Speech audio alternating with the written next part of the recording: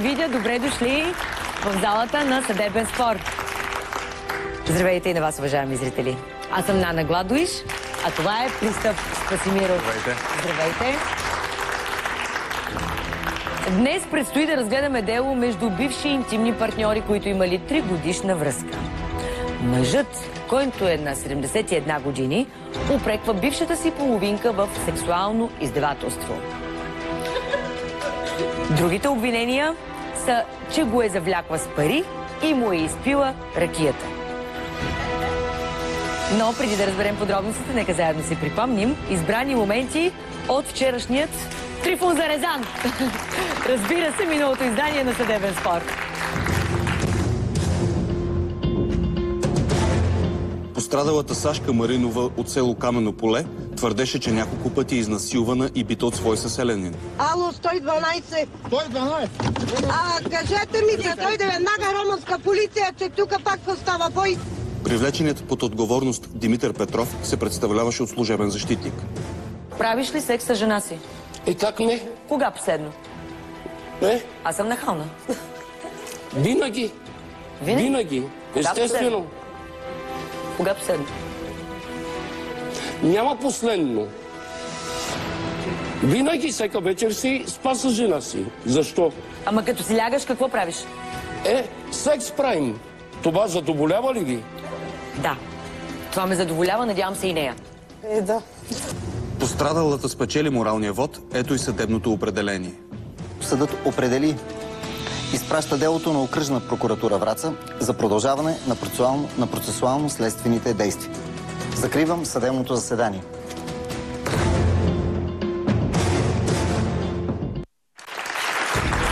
Така съвсем задоволително изглеждаше миналото издание на Съдебен спор. А сега е време да насочим вниманието си към днешното дело и да посрещнем ищеца Михал Михайлов. Здравейте. Добре дошли. Ето, от тази ще направим.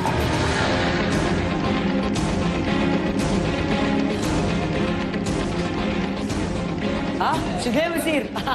Ищец Михаил Михайлов завела иск срещу бившата си половинка за връщане на пари. Ответната страна в спора ще се представлява от служебен защитник. Представям ви адвокат Иванка Георгиева. Заповядайте.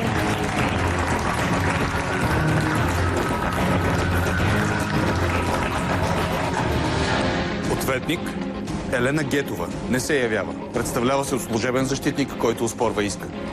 Добре дошли на двете страни. Някакво куче се чува тук от някъде лае. На някого да е? Да отида да го нахрани. Сега да се върнем към проблематиката днес. Михал. Да, така се казва Михал. Много интересно име. Не съм ме кръстили Михаил, защото с тая буква ме сбърка, като ходих в съда да се докажа, че съм аз. Не съм някой известен, защото си купих тогава кола и във фактурата пише Михаил, дето съм внесъл парите. Михал. Да, значи сте си Михал. Михал се казва, да. Ще ви питам аз, много сте кръстена, ама след малко. На дядо съм кръстен. Фамилията си е пазил. Пазите си. Как? Браво на вас. Уважаеми зрители, очакваме вашите въпроси и коментари на официалната страница на Съдебен спор във Фейсбук. Знаете, че Съдебен спор е изписал на кирилица с главни букви. Именно на нея може да гласувате за една от страните по делото, ищецът Михал на дядо си кръстен Михайлов или ответницата Елена Гетова. Може да се свържете с нас и на ефирният ни телефон, който е 02 470 1505. Прекъсваме за малко, след което ще видим и ответната страна в спора. Ми бутай ръката, бе! Идиот такъв! Ама работа! Какво ще ми буташ ръката? Какво няма ти буташ? Що ще ми буташ ръката? Ама ни се пъти с това нещо, бе! Сега пък станахте вече и побойница.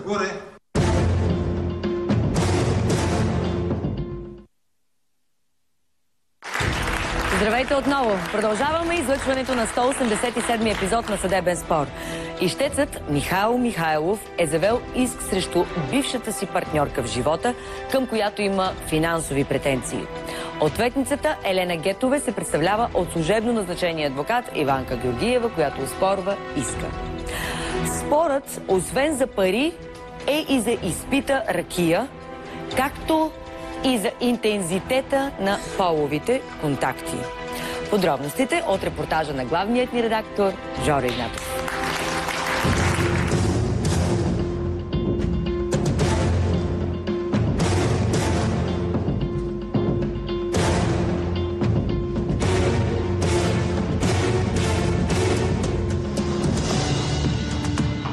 Здравейте, госпожа Елена Гетова. Жоро Игнатов се казвам от съдебен спор на Нова телевизия. С нас се свърза Михаил Михайлов, който има претенции към вас. Твърди, че му дължите 1500 евро. Вярно ли е? 1500 евро? Откъде измисли? Направил е ремонт на апартамента на сина ви. О, не. Чакай, ти винаги 200 лева, дето ти ги дал за спане. Оставила съм ти перална, оставила съм ти бойлер, Не работеш ти по думите му. Работи ли нещо? Работи ти. Кое работи? Пералната от статиката взимахме. Смятате ли да му върнете парите? Ще ги върна някога. Кога? Некога. Колко години? Какво ви притеснява? Защо напирате вратата? Няма ги видя повече. Моля ви се, пуснете ме сега. Другото, което казва господин Михайлов, е, че сексуално сте издевателствани над него. През 3-годишния ви период на съвместно съжителство, така сте били интимни сутрин и вечер, вие сте искали обид и сте му създавали проблеми. Какво съм искала? Искали сте 3 пъти на ден да правите любов. На обед са правили секс. И ти що искаш и ти? И аз съм прекръсвам. О, прекръсвам се, ма ти си виновен. Завлекли ли сте го с пари, ми кажете? Не съм го завлекла с нищо. Кажете, кога ще му върнете парите? Когато мога. Ма така се държите, сякаш той ви дължи, на вас не вие на него. Не му дължа. Той е казал на сина ми, че ще го работи без да му заплаща. Аз като съм му работила в двора, той какво Що ми краде от парите? Я ми кажи.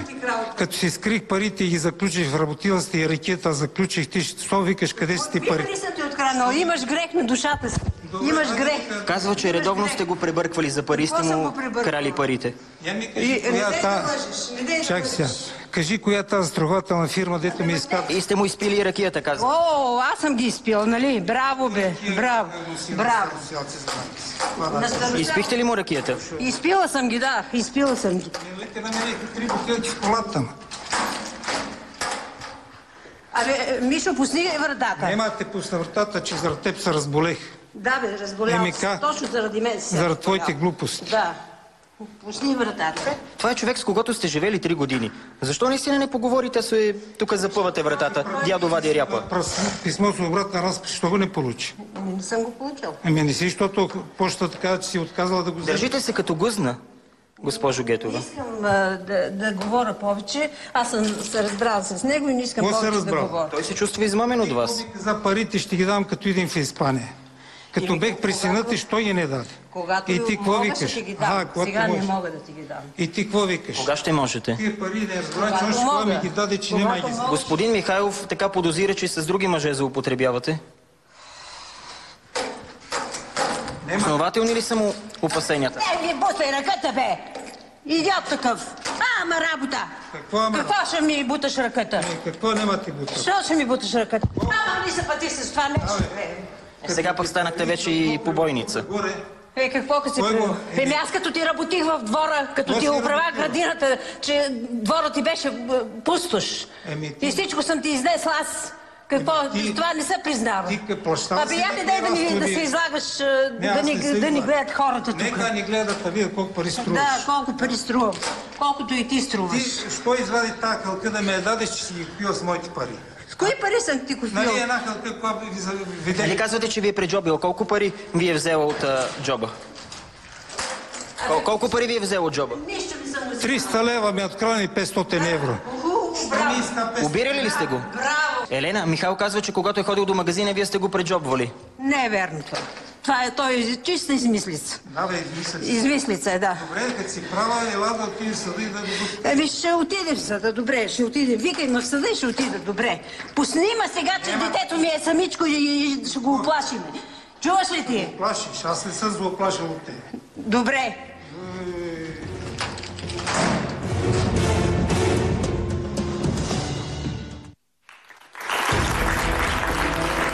Голямо дърпане на тази врата, голямо чудо ня поделихте.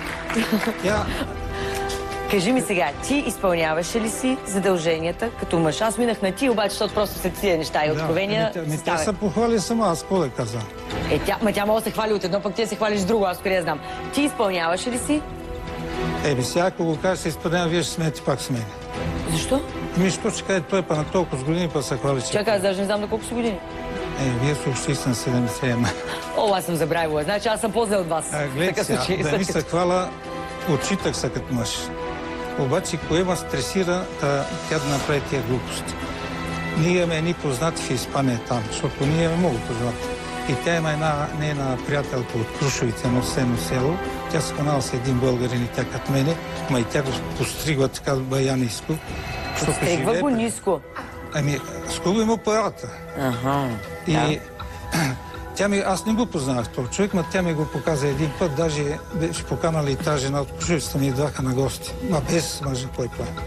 Добре, ама все пак нека малко по-конкретно, защото имаме неща, които са важни и трябва и съдята да влезе.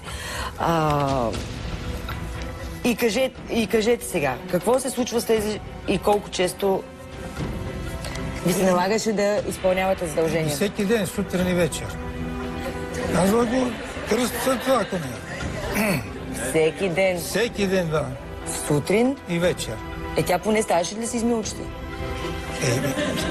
Ние като свърши, стане в баница, окъпим и двамата. Тя почна да иска и на обед вече. Това ли е разтрогна вашите отношения? Точно това ви казах за тия, дето тя има познати и това, дето са били в Испания. Тя казала, значи се похваля, че и по 3 пъти правят на секс. Викам, добре, аз съм отишъл да работя на некои и сега на обед ще тичам у нас, защото те... Спокойно, те испанците затова имат почивка на обед. Почивка. После ще те попитам, имаме едно специално запитване на страницата ни във Фейсбук от адвокат Дучева, руска Дучева. Каква е рецептата за 3 пъти секс на ден? Мажнете тия рецепти, то няма вече кой. Не трябва да кажете как се случва това нещо. Как се случва? Добре, момент. Те първо ще си говорим и с вас, но след малко, тъй като, доколкото знам, Сотиров, нашият съдия Сотиров, може пък да иска да почерпи опит от вас. Аз не употребявам никакви хапчета и никога не съм пил лекарство, сега така му получих инсулта и нося се в чанта. Тогава ще извикаме Александрова. Може. Да, все пак жена. По-добре за вас. Кобилска може да е. Не, моля ти се. Кобилкина. Сега, сериозно, по темата. Време е за същинският съдебен процес. Всички да станат. Влиза почитаемият съдия Ирена Александрова.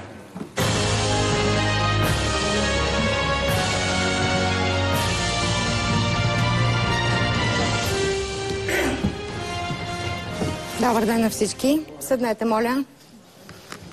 Откривам днешното съдебно заседание.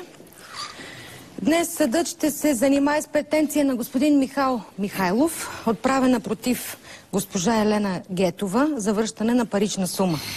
Михал Михайлов, това сте вие, здравейте. Да. Ответницата не се явява, представлява се от служебен защитник. Представете се, колега. Иванка Георгиева от САК. Така, оспорвате иска. Оспорвам иска цяло.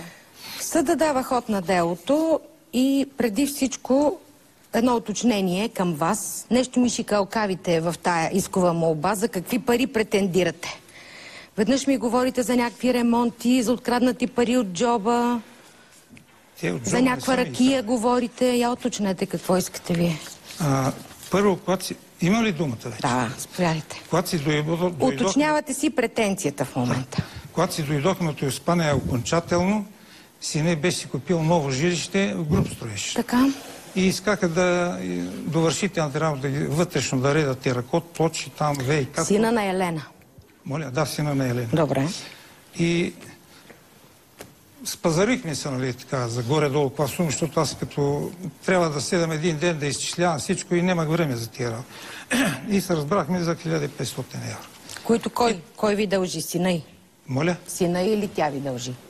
Не, ние с него разговаряхме. Значи той ви дължи тия 1500. Да, той ми дължи и за магазин, защото той купи магазин там. Давайте сега за откраднатите пари от вашия джоб. За откраднатите пари аз си държех в една чантичка парите. Тя малка така чантичка в гардероба.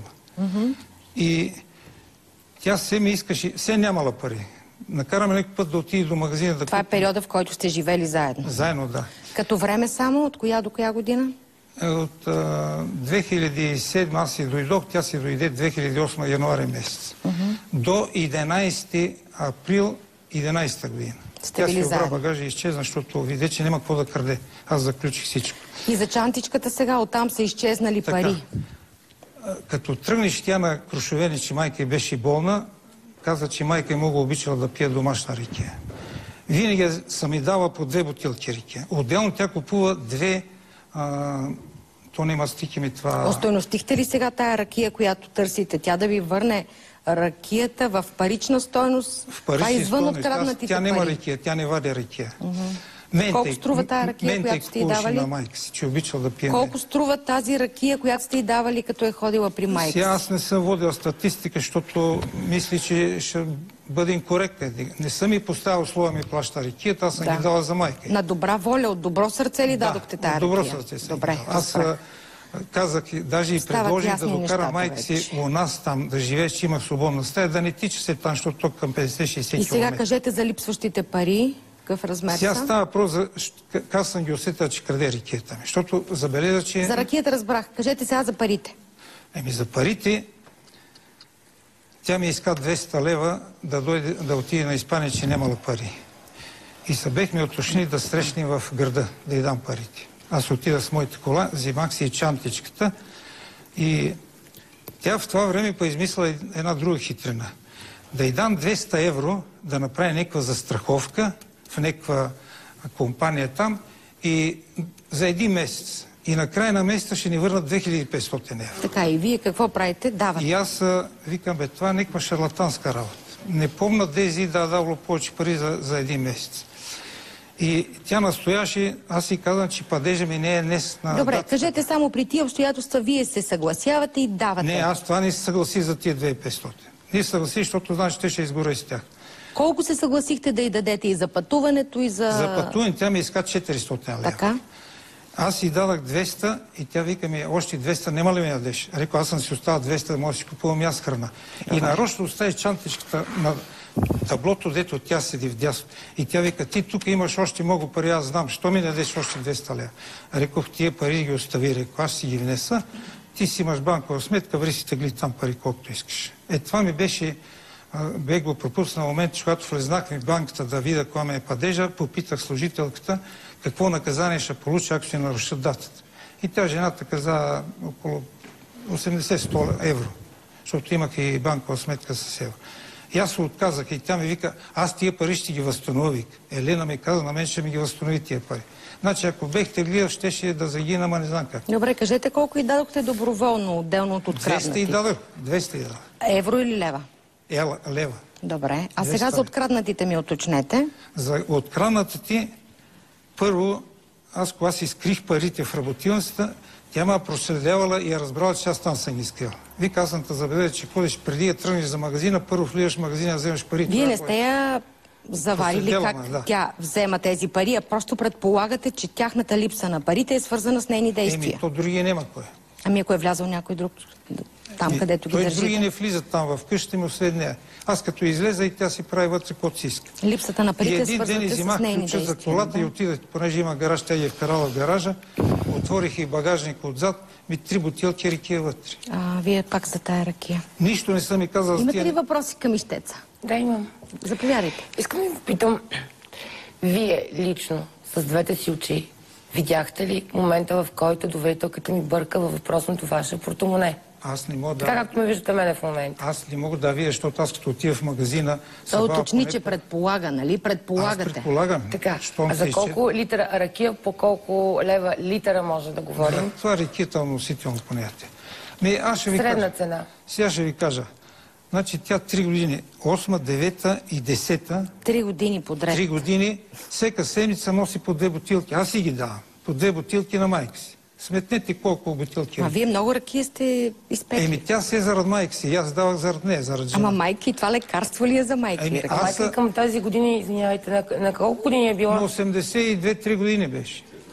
А тя беше пазарила една жена да гледа майка, да й помага там. Всяка седмица по 2 литра ракия, 8 литра ракия, майката продава ли, изпива ли? Тя не може да изпие 1 литър. Аз съм ходил да й правя ремонти на къщата в Крушовене и съм виждал, че майка и въобще не е искала ракия да пие.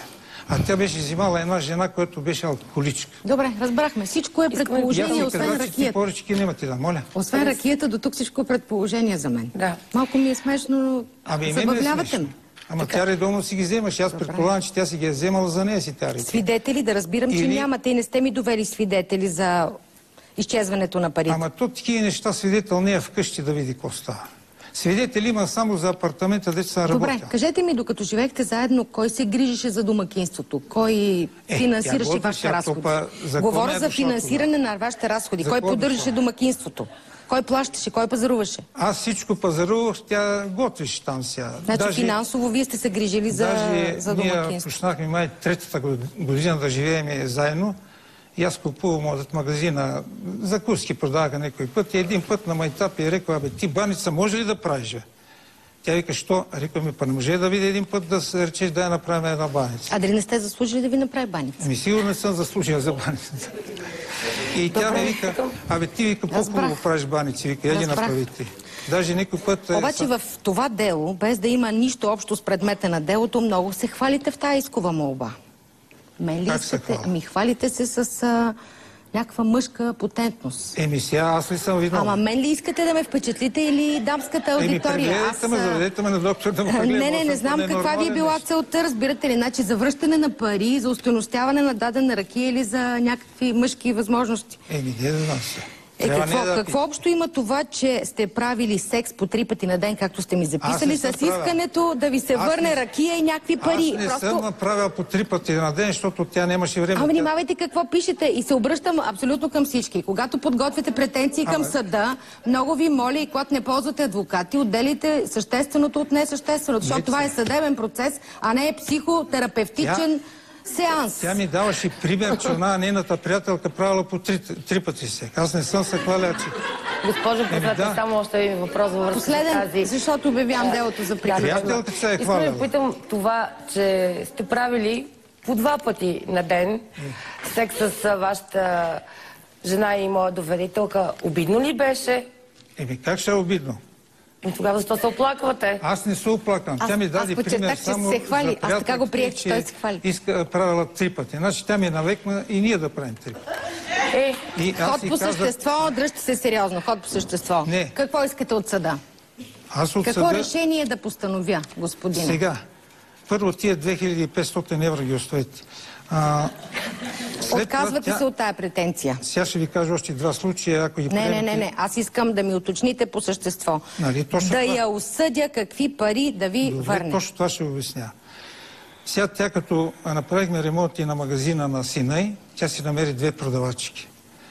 И едната, сега тя така ми го тълкува, аз и там усетих, че ще ми направи някаква шишкания.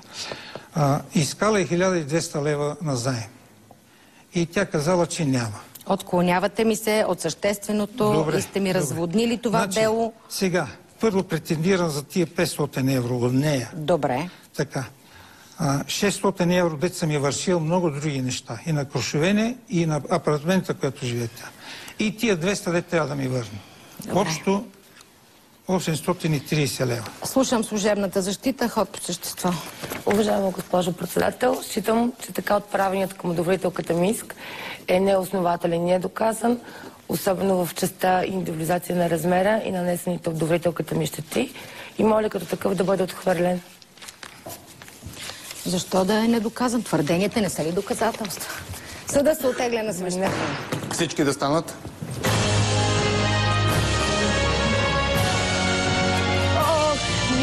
Михал. Всеки писмо с обратна разписка... Сетихте се да си търсите ракията след 3 години. Ето сега... Аз искам да започнем сега по същество. Оставете ги тия документи. Документите са пред съдията, която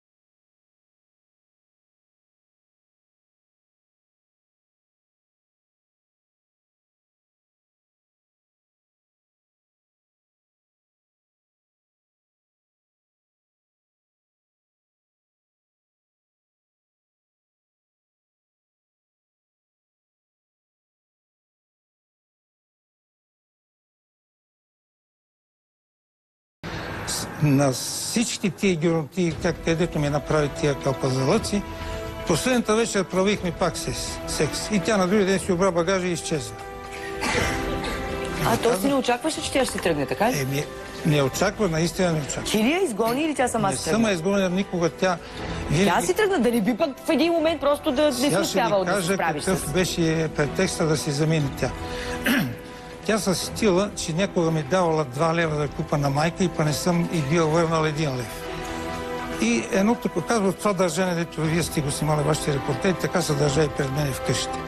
Аз извадих 2 лева и ги дадах. Защо се оплакала на сина й? Защото там и срещнах двамата. Защо? Защо се оплака? От какво? Аз на сина й не съм се оплакал. А на кога? Сина й, когато бехме в Мадрид, аз отидах да го стръса да си взема парите и я заварих нея там при сина й.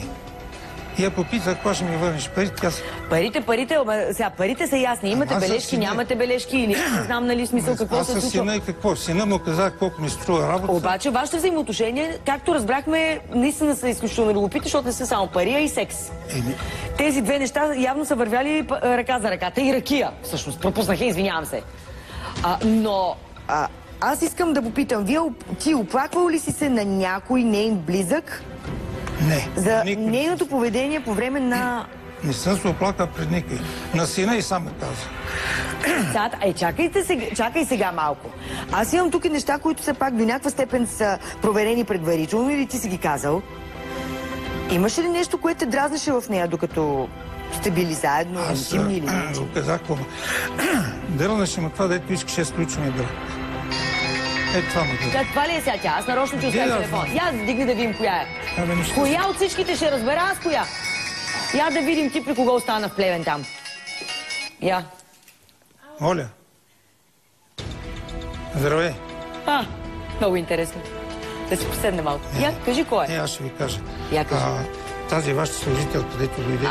Не го вярвам това сега. Ти тук покрай наша служителка в ефир ще ти звъни.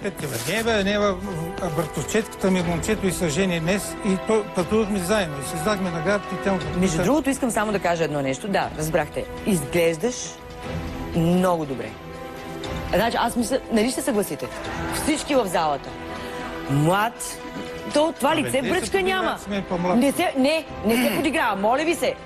Аз не се подигравам. И вие не се подигравате. Това не е подигравка. Извинявайте, това е. Напротив, просто целият екип иска да така изкаже някакси радостта си от това, че вие на 71 години изглеждате много добре. Не знам как се поддържате. Да ви кажа честно, никой не съм пушил през живота си. Цигара не съм ловя. С пиенето най-много 2 чаши домашно вино. Ракия с нея не съм пил никога, защото тя, като аз се отказах и казах, че ракия повече няма да пия. Нали, пия съм винце, косми на масата. Тя пък беше хванала един адет да пие и аз с нея, че като чутнем и тя става да ме прегръща и да ме целува и вика, че много ме обича. Ти вика един път да каза, че те обичам. Аз викам, Елина, уважаваме те. Обидял ли съм те някой път? Да съм те накарал нещо на сила работи. Вика, не си. Ма не ми каза, че ме обичаш. Сега викам, ние да не сме на 15-20 години, а са лъжен сега. На тия години кой се обича, бе, човек? Жената имала нужда малко от чувства. И от нещо така. Ти няма ли обичаш? Въобще не. Защото много ме напомняше за съпруга си, да ви кажа честно. И това много ме тревожеше. Не, това ме тревожеше много. Защото съм и бил вземал от наследствената пенсия на съпруга. Защо те тревожеше това?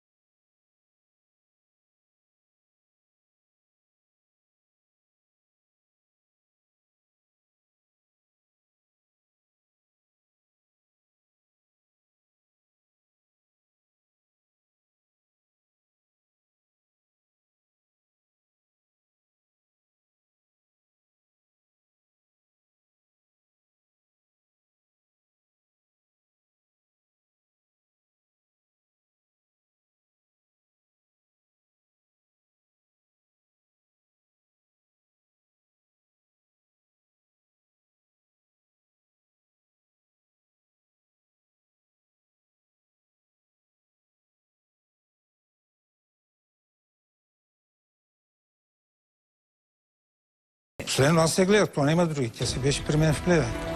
В ръцете ми почина жената. Как нема го изживееш това? И то млада жена.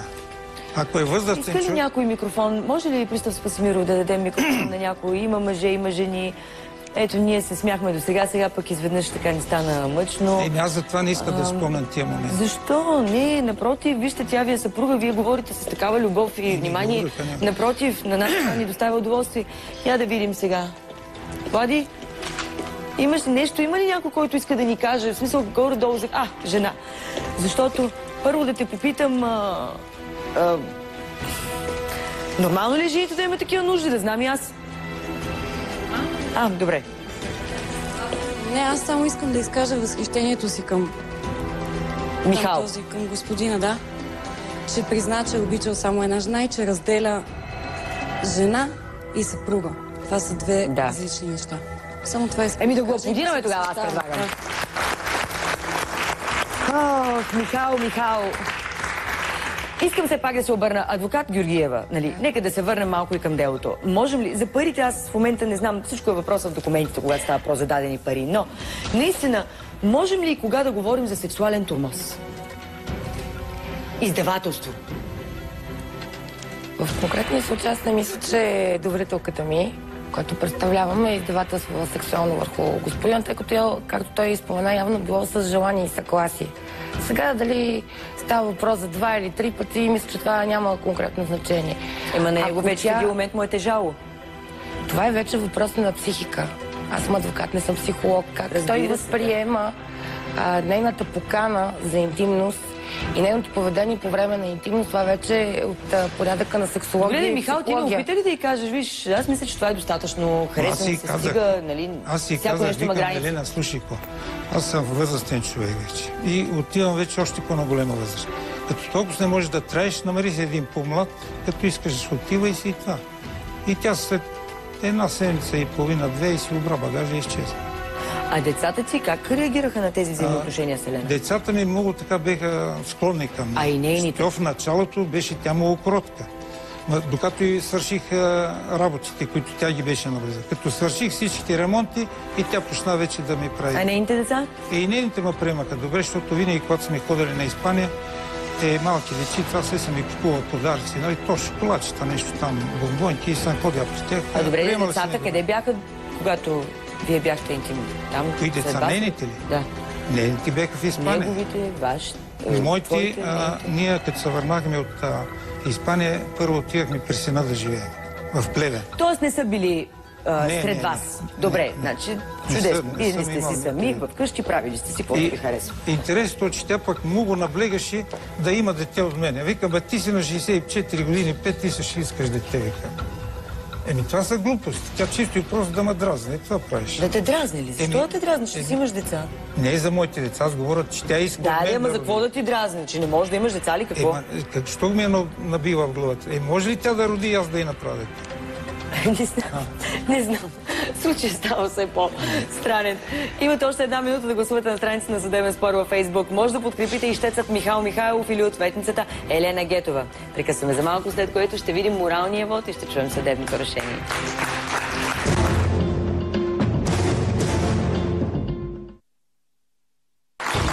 Ето ни отново след рекламите. Днес разглеждаме епизод 187 на Съдебен спор, който условно сме нарекли "Вземи парите и ракията". Това твърди ищецът Михал Михайлов, който визира бившата си партньорка в живота. Ответницата Елена Гетова се представлява от служебно назначение адвокат Иванка Георгиева, която оспорва иска. По време на рекламите, между другото, Михал ми припомни нещо, така, което ми беше известно като факт, че ти си получил какво? Инсулт или инфаркт? Да, инсулт. Вследствие на какво?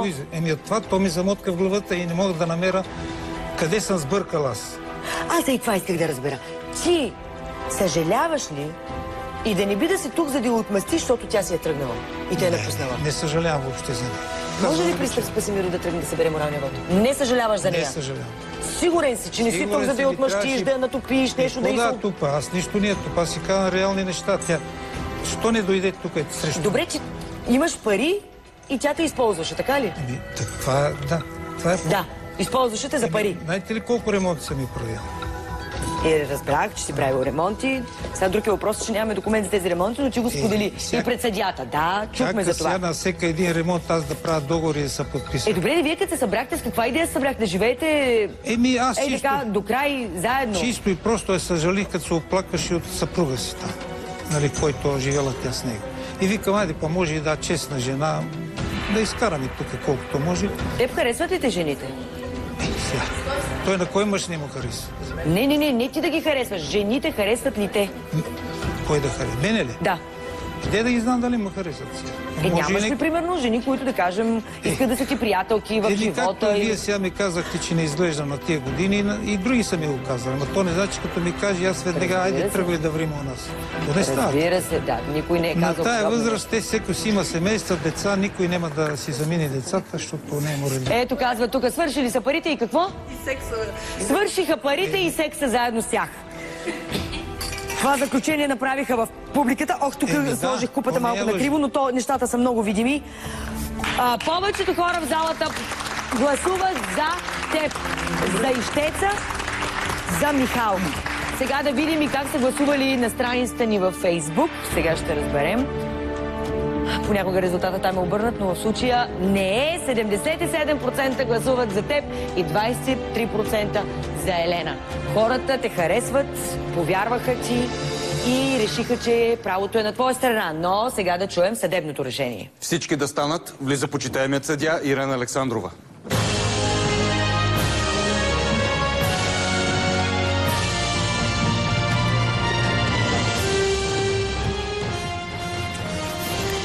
Здравейте отново. Съдебно решение. Днес на 15 февруари 2014 година съдия Александрова, като прецених фактите и обстоятелствата по иска, приех за установено следното. Ищецът Михал Михайлов е завел иск против госпожа Елена Гетова за връщане на дадени парични суми, уточнени от него в съдебно заседание на обща сума 830 лева. Ищеца поддържа, че са имали интимни отношения, живели са заедно в периода, в който ищцата е задължнява с пари към него. При обстоятелствата, които посочва, ответницата не се явява, вместо нея служебен защитник оспорва иска. Както много пъти сме посочвали, не случайно подадох реплика и към уважаемата колега адвокат Георгиева, твърденията на страните не представляват доказателства по делото и си остават за тяхна сметка. Така и вашите твърдения, че тя ви дължи процесните суми по начина, по който вие описвате пред съда, си остават ваши твърдения и пред мен нямат никаква правна стойност, защото вие не ги доказвате. Отделно от това, за ракията, която казвате, че сте предоставили, аз приемам, че вие сте изпълнили един граждански нравствен свой дълг и едно нормално човешко отношение сте проявили. Предвид на всичко, съдът намира, че липсват всякакви доказателства да бъде уважена тази претенция, липсва основание да осъди ответницата да ви възстанови претендираните от вас суми, поради което иска се остава недоказан. Предвид на горното, той съд реши, отхвърля исковата претенция като неоснователна и недоказана. Закривам съдебното заседание. Свободно сте. Отиде ракията. Какво ще правим? Има ли още? То ще отида и аз. Не. Аз съм издал на вас, нали казвате, че психолог искате? Не е психолог, адвокат. Това е адвокат Георгиева. Така, беше хубаво да разберем в края на предаването, че е адвокат. Получих това заболяване и постоянно не може, главата му боли постоянно. Кое заболяване? Това дето с тия ядовесян с нея. Значи тя не може, тя се обадала веднага същия ден, когато бехме при нея на зец в Испания и той ми се обажда по телефона. Че беле сме оплашили детето, тя гледа на дъщеря си детето. Как сте го оплашили? Като сме били с камерите там, а то детето въобще не го видяхме, то не беше там покрай нас. Аз мисля, че детето, ако е било там, докато са били интимни, повече сте го оплашили, отколкото нашите камери. Не е верно това. Но, и сега... той сега момент са. Да, разбирам, но искам да... И той сега ми дава акъл, вика, вие сте зрели хора, обади се по телефона и срещнете и се разберете. Каква идея ми даваш сега? Чакай малко сега, чакай. Ти искаш ли да ти дадем телефона? Ако се чувстваш самотен, ако има още ракия, ако по някакъв начин ти липсват, примерно, така, внимание, баница, нещо. Аз си правя баница вече. Добре, хайде да го кажа по друг начин. Добре, това беше, да кажем, и някакъв майтап, но не съвсем, защото ако искаш, можем да потърсим в крайна сметка партньорка в живота. Но ти би ли се събрал с друга жена след тази Елена? Никога. Никога? Никога. Казвам ви го честно. Защо така, Михал? Кажете Защо да не си живееш живота в крайна сметка щастливо с човек до себе си? Какъв е проблема? Аз съм травмирал и съм болен човек. Аз това мислих, че сте психолог да ви питам. Сега тази мисъл бе залела в главата и по цяла нощ цял ден мисля. Коя мисъл? Кажи. Това, дето постъпиха с мене така. Може ли аз постъпвам честно, значи всичко да й дам, всичко да й върша, те в края нищо ми не дава. Ти с какво образование си? Средно техническо. Средно техническо. Изглеждаш интелигентен човек, елегантен, в чудесно здраве. Пожелаваме ти да си все така красив на 71, здрав. Точно и да си намериш все пак, ако решиш една жена, която да е по-добра от Елена. Нали? Всички се съгласим. Ако някой желае, после... Шегувам се. Шегувам се. Може би 14 февруари беше твърде близо и оттам всички леко сме... Извинявайте, Не, няма вече. Ще трябва да си говорим после след предаването. 2 думи, една. И помолих, викам, Елена, ти си отиваш. Аз си оставам тук. Когато се видим в града, дай да срещнем, седнем там в едно заведение, след почерпим нещо по едно кафе, един чай, да си поговорим. Аз обаче имам усещането, че ти продължаваш да се надяваш, че може да се съберете. Така приключва днешното издание на Съдебен спор. Бъдете с нас и утре, когато една срещу друга ще се изправят майка и дъщеря в спор за 6-годишно дете. Ако искате да разгледаме и вашият казус, може да се свържете с нас по някои следните начини на телефон 088-636-3444, на адрес град София, 1592, булевар Христовор, клуб номер 41, Нова телевизия за Съдебен спор, на имейл spor@intv.bg, както и на страницата на Съдебен спор във Фейсбук. Бързам, защото виждам, че Михал си погледа часовника. Може би... телефона звъни! Хайде! Телефона звъни!